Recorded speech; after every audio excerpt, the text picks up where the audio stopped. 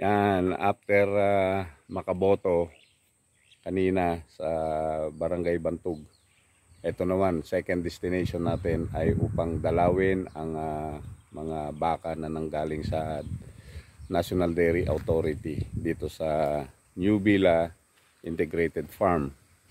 Makikita niyo rito yung nakabundok na organic fertilizer na gagamitin ngayong second crop.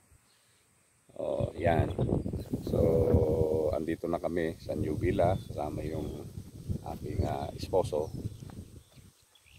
At titingnan namin yung baka. Okay, tara.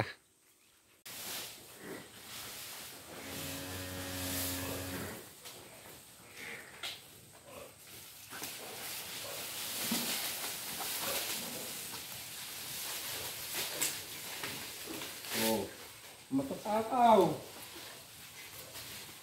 Sabi ni ba lang mahirap kumain? Mukha na ni.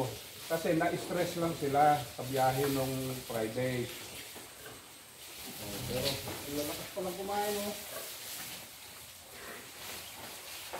Mananaba agad yan. Kumpleto sila ng pagkain eh. Mapapataba ka agad dito.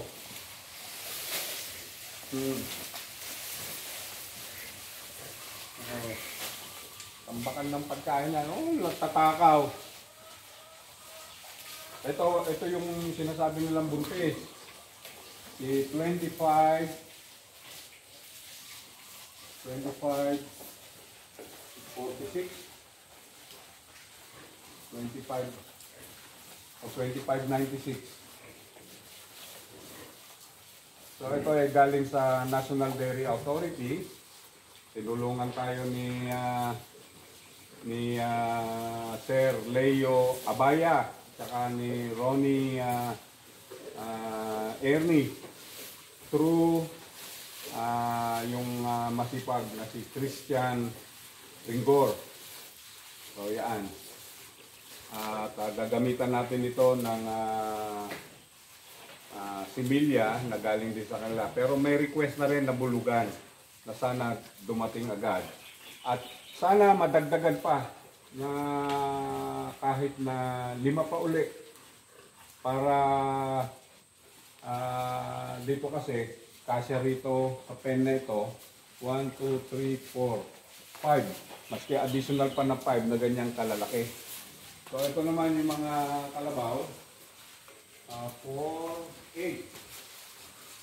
So yung tatlo dito buntis na dahil naman sa ipinahiram na bulugan ng Philippine Carabao Center. So itong New Villa Integrated Farm ay ina-assistihan ng dalawang agency, national agency ng Philippine Carabao Center at ang National Dairy Authority. At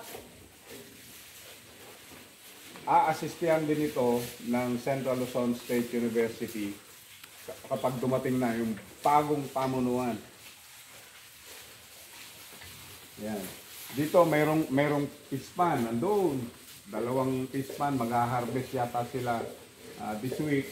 At may kulungan din ng baboy doon, kaya po pwede ring manghingi sa Department of Agriculture ng mga baboy. At kambing, nakapangako rin ng National Dairy Authority ng worth 500,000 na dairy goat. So, yan po yung ginagawa ng mga kasama ng New Villa Integrated Farm na mga lupon ng mason, kagaya po ni Dr. Eli Ruiz, si Architect June Lugto, at siyempre yours truly. Ang may-ari po nito ay ang mag-asawang Tim at Mimi Villanueva. Yan po ang ginagawa naming pagtulong dito sa New Villa. Gagawin nating agro-tourism farm dahil lahat ng agricultural component ay nandito na. Crops, livestock, vegetables, fisheries, name it and you have it.